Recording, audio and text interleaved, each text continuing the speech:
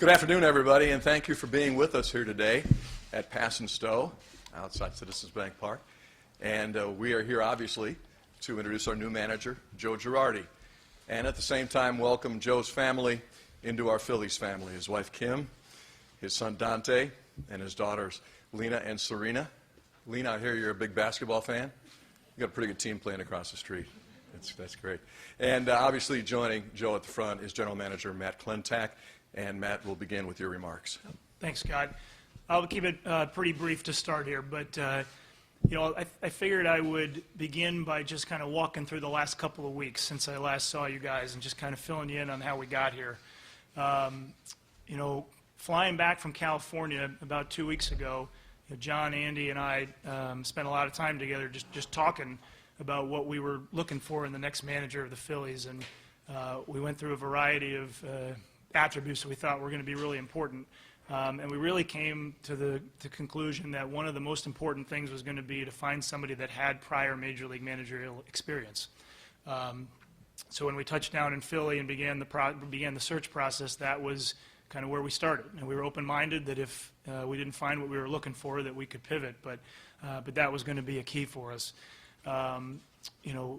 Through our process of searching for candidates and talking to various people throughout the game, it brought us to 3 candidates, which is, I think you all know who those 3 were, and those are the 3 that we focused on during the interview process.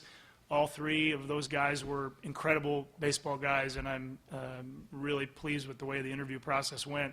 But really, at the end of the day, one of those guys really stood out, and that was Joe Girardi.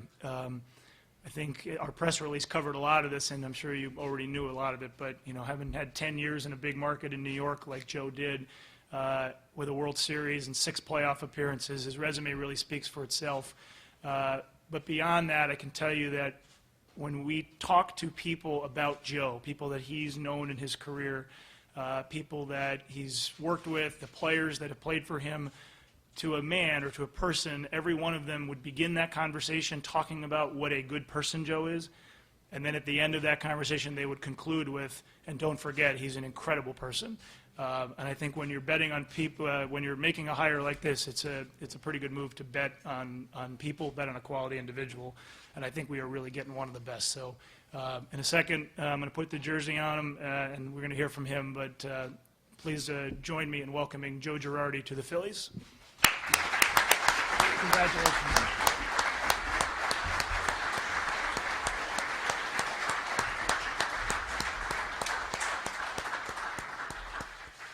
By the way, I'm much more comfortable in this attire than that other attire.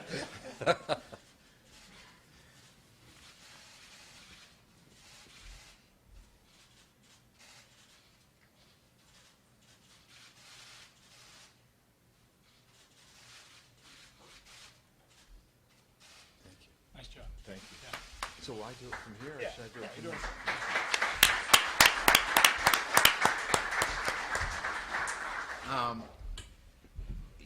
For me, first I'd like to thank the Middleton family and the Buck family for giving me this opportunity in this great city. I'm well aware of the passion for the game of baseball here, and I've lived it as a player and as a manager, and I am truly excited to be here. I'd like to thank Matt for giving me this opportunity. This is a special place, and I started to look for signs where I might end up because I really wanted to manage again, and I started going through all these things, and I got calls from people, and it started triggering all these things that I thought about. I used to watch Larry Bowa. I grew up near Chicago when he was the Cubs shortstop in 1984, and obviously cheered for him a lot, him and Sarge, Gary Matthews. And then I fast forward to 1986. My lovely wife and I were just starting to date, and I went and watched the Phillies play the Cubs at Wrigley Field, and she got a home run ball hit by a Philly player, and we were in the bleachers, and it was before it was cool to sit in the bleachers, and someone else went to get the ball, and she stepped out his hand, reached and grabbed the ball, and I said, "Babe," and she's like, "Well, I don't know how many more chances I'm going to get a big league baseball." Well, you've had a lot over the years as we've been together, married almost 30 years here. And they've been so supportive. My wife, my kids, they've been through it all. They've been through winter ball, and everything I've done. I think about other ties. In 1989, opening day, Chicago Cubs are playing the Phillies. I'm a Cub player. My first hit is off of Floyd Yeomans. The first guy I throw out is Bobby Dernier. And it just continued and continued. Jim Fregosi, I asked him about Raul Ibanez, and he told me, be patient. Older guys take a little bit longer in spring training. I did camps in St. Martin. My wife and I did camps with Vuk, John Vukovic, who was a dear friend of ours, and Gary Matthews was there as well. So I think about, okay, what's going to happen in my life? What's next? And I think, man, I got all these Philly ties.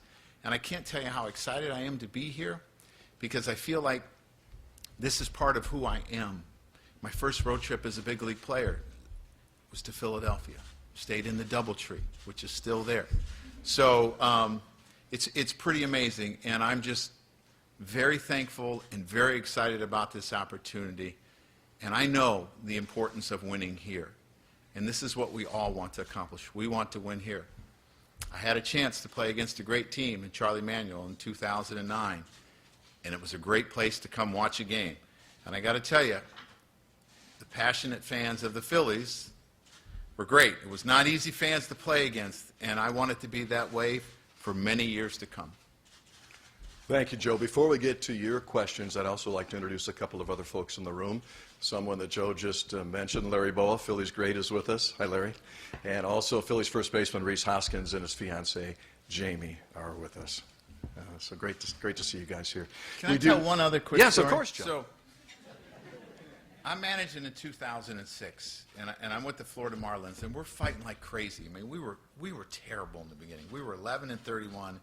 We got back to 500. We're fighting for a playoff spot, and my son is 5 years old, and he loves this big slugger on the Philadelphia Phillies. And his name is Ryan Howard, right? And he says, Dad, do you think you could get his autograph for me? And I'm like, yeah, sure, I think so. I send the ball over to the clubby, right? And Ryan Howard, I think at this point, it's the last series, probably had like 13 home runs against us in like 16 games. Absolutely was killing us. So I text, and the first game that we played in that series, I think I walked him like 2 or 3 times. I said, not facing this guy anymore.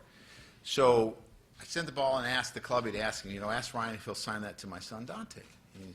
So he sent the ball over, and he says, I will sign the ball if you stop walking me. Pretty clever. I sent the ball back over, and I said, I will stop walking you if you stop hitting home runs against them. I eventually got the baseball. So, Ryan, thank you. We do have a microphone at either side of the room, so please raise your hand if you have a question, and we'll start with Rob Motti. Joe, you were the overwhelming people's choice here in Philadelphia. How aware are you of your popularity in the city? What does that mean to you? And what made the Phillies so attractive over other teams that you interviewed with? It means a lot to me that the fans are behind me, and more important, what the organization did.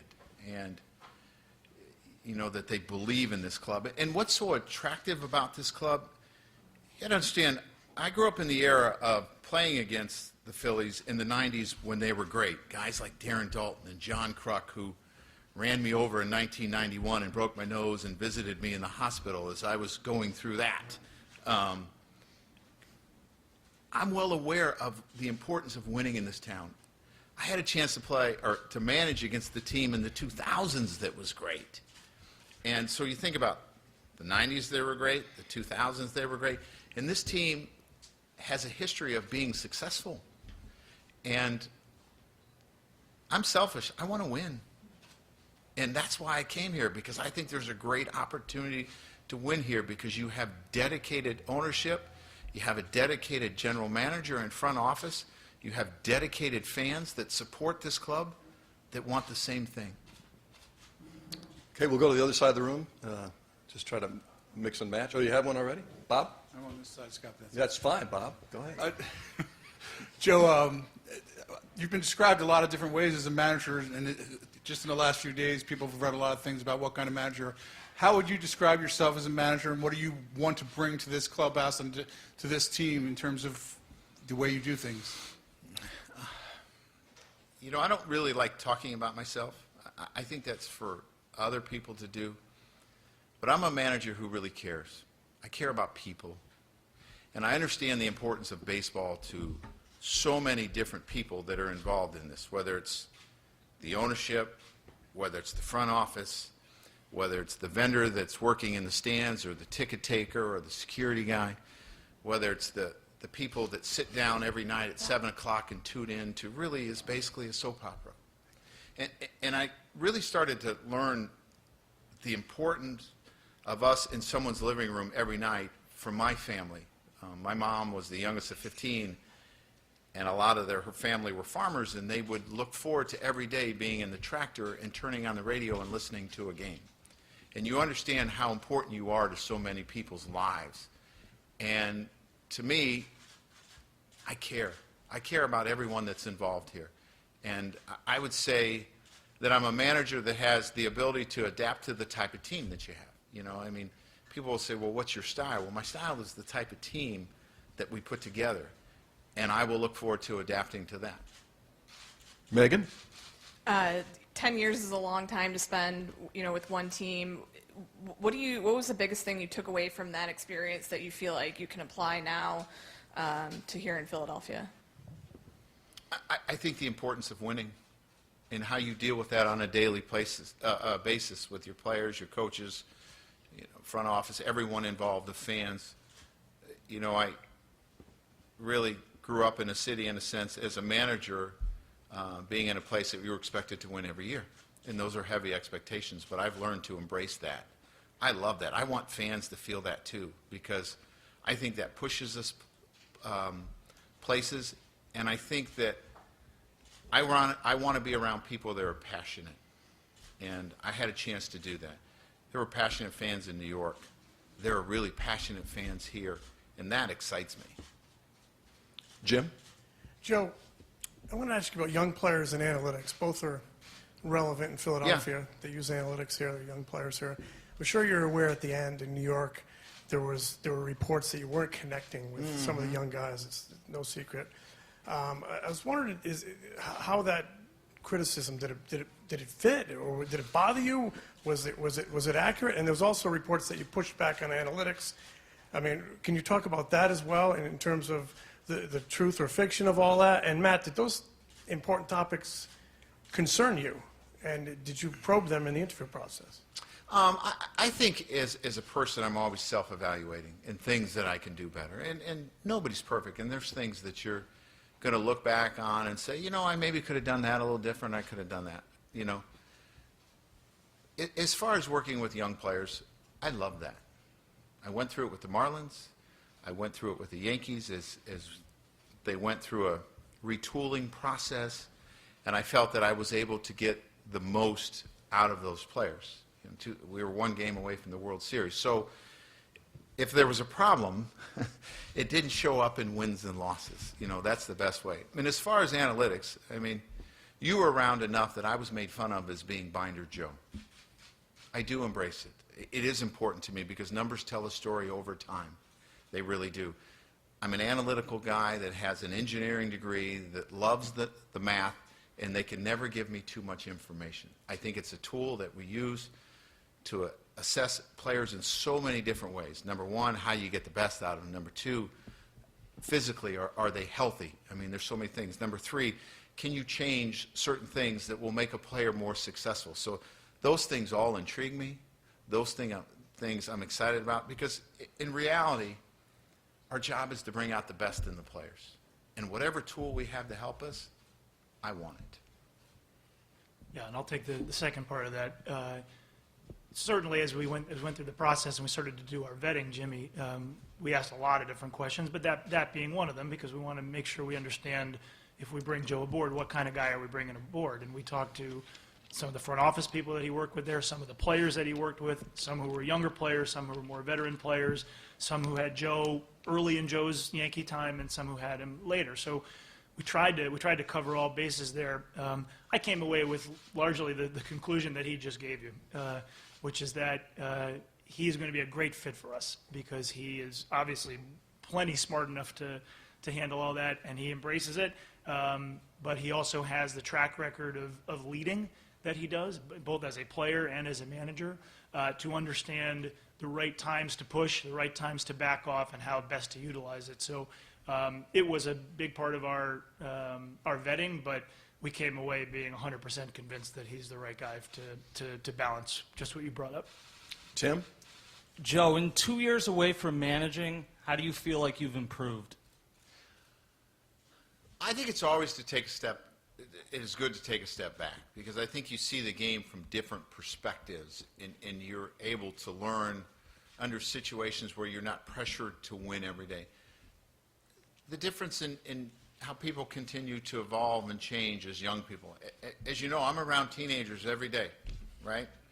And I'm around a wife that I've been married 30 years old that's like a teenager. So I think I've learned a lot. You know, I coached 16 and 17-year-olds. You learn a lot how they communicate and how they go through things.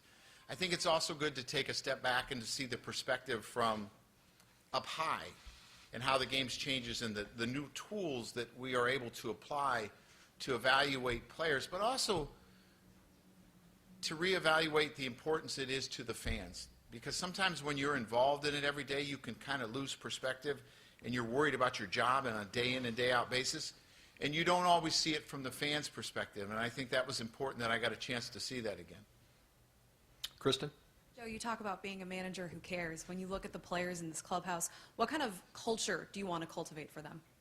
A winning culture, but a culture where there's trust in each other, there's trust in everyone that's involved, from the coaching staff to the trainers to the front office to the R&D department to ownership, that there's a trust, because relationships don't really flourish unless there's a trust, that there's accountability to the guy that's next to you, that he's doing his work and you need to do your work, and there's a responsibility to everyone involved. There's a responsibility to grow the game in the city of Philadelphia and overall in baseball, that you take that responsibility that, hey, you know what? I need to do this, this, and this to be prepared as a player, but to make this a better experience for the next group that's coming. Matt? For Matt, I think by the end of this managerial cycle, like 2/3 of the managers in baseball will be people who haven't managed a major league game upon being hired. Why was experience such an important trait for you? And that was something you obviously decided soon. It's kind of going against the trend, I guess, in the game right now. Yeah, I think the best way I can answer that is to kind of trace back a few years. And I think sometimes where you are as an organization will dictate the type of leadership that you want. And I've said this at different press conferences along the way. First about Pete Mackanin, that going through the early stages of a rebuild when we knew things were going to be very lean, we needed time to grow our farm system and let some expiring contracts roll off. We really placed a strong emphasis on leadership, accountability, on just maintaining that presence and that professionalism throughout. And Pete and his staff were excellent at that. Again, we knew that we weren't going to win that many games in those years, but he was really good to bring his perspective and his experiences to that group. All the while, in those first couple of years of the rebuild, we were doing a lot of work behind the scenes to grow this organization forward, and we had a long way to go, which many in this room will know. When it came time, when that young group of players at the end of 2017, Reese being one of them, came up, started to show flashes that this team was ready to compete and grow at the major league level, that's when we thought it was time to make that push at the big league level. And that's when we opted to go with Cap, who was a first-time manager, as you know, to really help us push and catch up and make ground at the major league level. And I think we did. I think now that our team is where it is, and we've added through free agency or through players coming through our system, where we've reached a place where it is time to win. And no questions asked, it is time to win right now. That lends itself to bringing in a guy who has done that, who has won in the toughest of markets, with the pressures, and has hoisted that World Series trophy over his head. And again, I think that's all what led us to Joe. But I think that is, by and large, why we place such a premium on the prior experience. Mike. Joe, after 10 years in New York, I mean, obviously that's about as intense a media market as you can get. And you're known as an intense person, an intense manager. How did you handle that? How did you feel like you handled that environment initially as a manager? And how did you feel like your handling of that, the externalness of dealing with the media every day, the image you want to project during a press conference and things like that? How did that change over time? The first thing that I learned being in a managerial chair is how competitive your job is. I had no idea. And it was something that, as a manager, I was always honest. There were times I couldn't give people in the media everything that they wanted at that time because I didn't have all the information. And I was never one to, and I was always careful with my words because I always wanted the story to be what I was talking about, maybe not someone thinking that I was leading the story a different way. So as far as, you know, there's a couple ways to look at it. You know, a lot of people say that I'm extremely intense. Yeah, that might be right. But I'm focused. I'm focused on the job always at hand. I think there's something that you can do when the media is an outlet. You can send messages to your fans, sort of thing, that I think is important. But as far as handling them, I mean, maybe I didn't always make their life easy because I just didn't throw things out there. But I was extremely honest, and that's the way that I will be here. People who do their work and are on top of things and ask me questions, I'm going to tell you the story. That's the bottom line. And I look forward to working with this market. Because you know, again, I grew up playing against the Phillies, managing against the Phillies, and I understand how important it is here.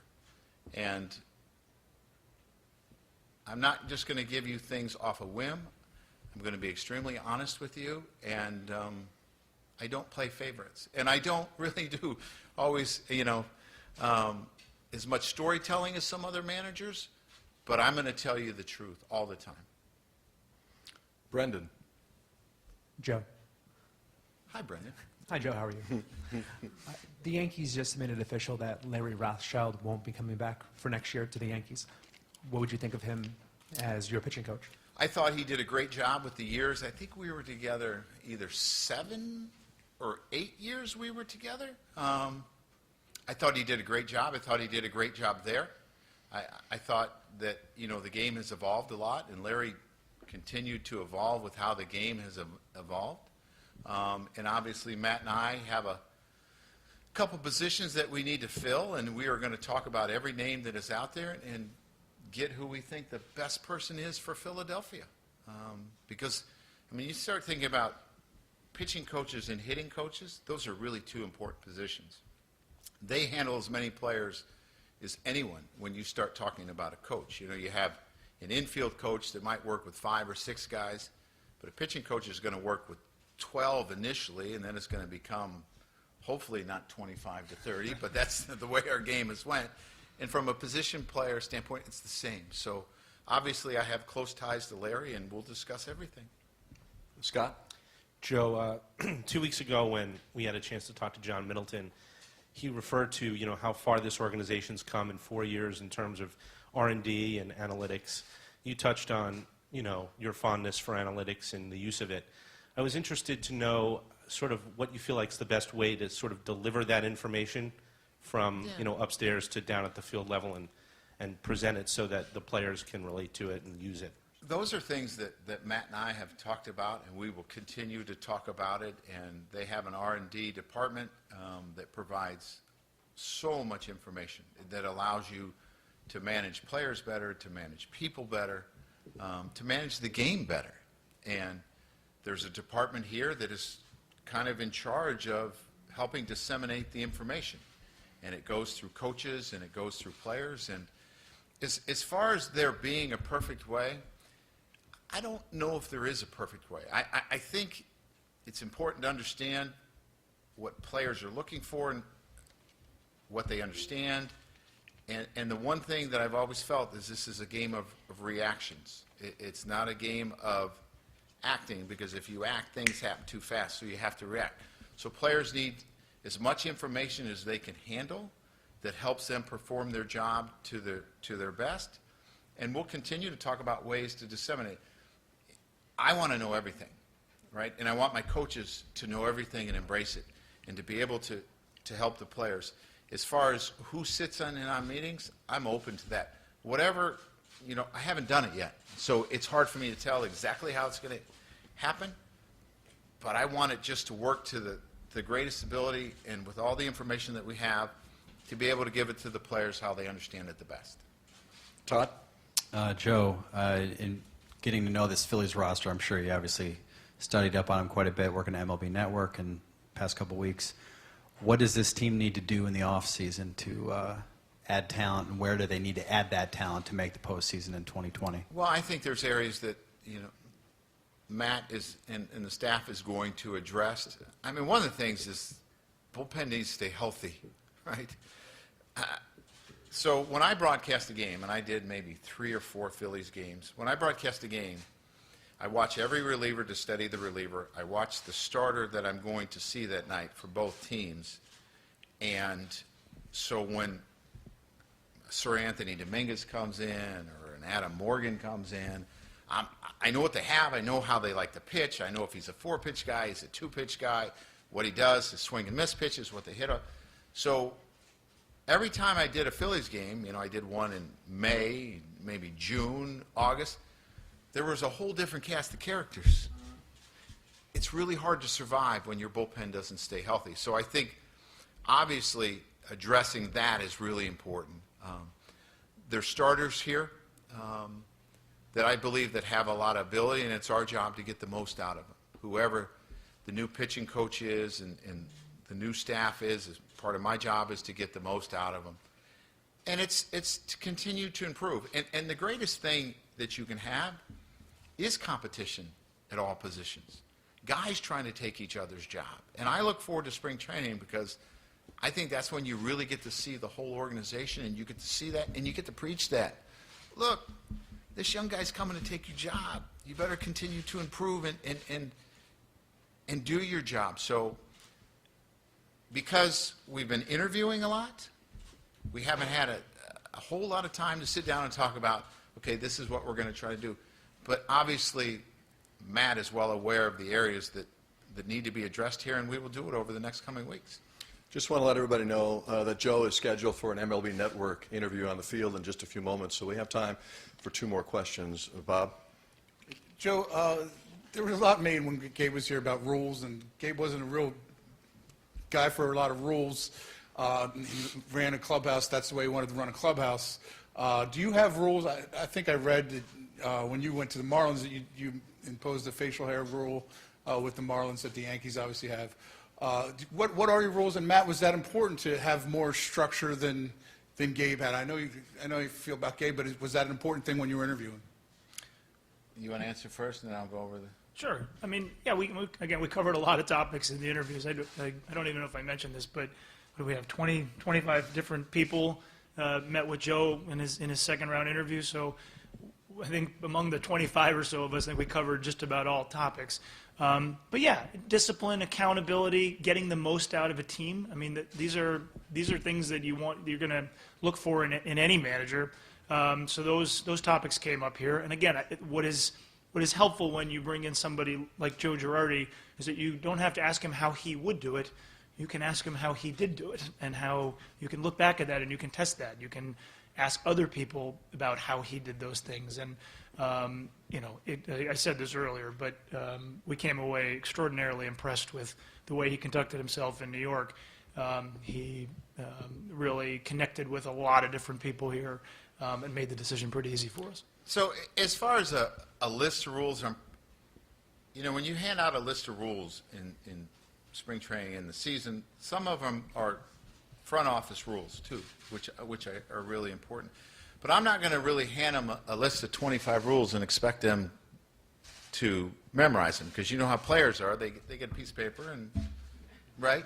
Because they're focused on what they have to do. So simple things, though. It's simple. You know, I don't think you have to give them a ton of rules. It's be on time, be prepared, be accountable to each other, be respectful of each other, love each other, trust each other, be respectful to the people that are around us that have to do their jobs. That means you, right? No competing music. Now, that's what I don't mind loud music. I actually like loud music. But I don't want to hear one band playing over here and one band playing over there, because that doesn't sound quite as good. Right? So, you know, there'll be rules about the training room, but it's as long as you're on time, you're prepared, you're accountable, and that you're focused on winning. Is there really anything else? Because you can encompass everything in those 4 rules. So, I was a player, and we got memos, right? And I knew what happened to those memos a lot of times. So they will be reminded. They will be held accountable to the coaches. The coaches will do everything to make sure they're prepared and on time. And, you know, I mean, there are consequences for your actions. There are. I want you to play hard, you know, because I think sometimes, you know, I think there can be a lot made of players when the perception is they don't play hard. And I've had to sit down players and show them videotapes of themselves and show them what it looks like. And there are guys that go to post every day, like Reese, and he plays 160 out of 162 games. There's going to be days that he gets frustrated, just like you and I when things don't go right, or the kids get us up at 2 o'clock in the morning, and there's frustration in our lives, and you make an out, and you miss a pitch, and you slam a bat down and don't run as hard as you should. It looks bad. The perception is bad. So to me, that's more about controlling your mind than a player not really playing hard or being lazy. It's being able to control your emotions in those moments when things don't go your way. Kind of like what we teach them, tantrums, right? They're just adult tantrums. And it's our job to help them not have those adult tantrums. The always mild-mannered Jamie Apodi will have the last question. I deal with tantrums all the time, as you know. Not my own. You just talked about your rules, and obviously that's going to be conveyed to your team. Have you talked to any of the players yet? And I'm sure you've thought about what you're going to say to them that first day of spring training or the first day you get them all together. And what is your message going to be to a team that, you know, struggled to play up to expectations last year and is hungry for winning just like this fan base is? Yeah. As far as the players, I've probably talked to 20 to 22 of the players. You know, I even text a young man that was in Indonesia, right? I mean, players go all over the place at this time of the year because they're not really working out and they're getting ready to start working out. And I've spoken to all the coaches that are still here and bullpen catchers that are catching coaches as well. So I have spoken to a lot of different people. So to me, the message is clear in spring training. We need to do whatever it takes to win. We have to trust each other. We have to love each other. We have to be accountable to each other. We have to respect each other. And it's our job to do everything we can to win on a daily basis because there's a lot of people counting on us. But there's also a teammate, you know, there's a little boy and a little girl that go to the ballpark and are excited to see you do great things. So let's get it done. That'll wrap up this part of the announcement. Joe, again, welcome. Thank you for your time here. Matt, thank you. Joe has to go out on the field for the MLB Network interview that we talked about. In the meantime, Larry Boa is available for questions. Also, Reese is back there, and we'll be glad to talk with any of you.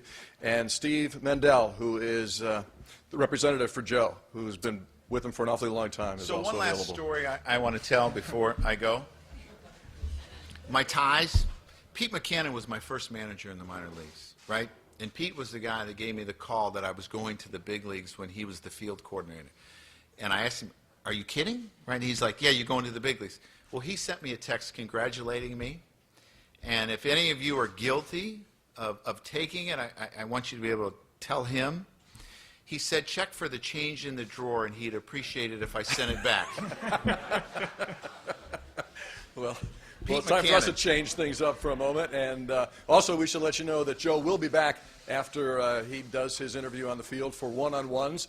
And in the meantime, we have refreshments outside here at Pass and Stowe, so you're certainly welcome to go outside in the meantime. So thank you again, everybody, for being here. And as I said, Joe will return after the interview on the field. Thank you, everybody.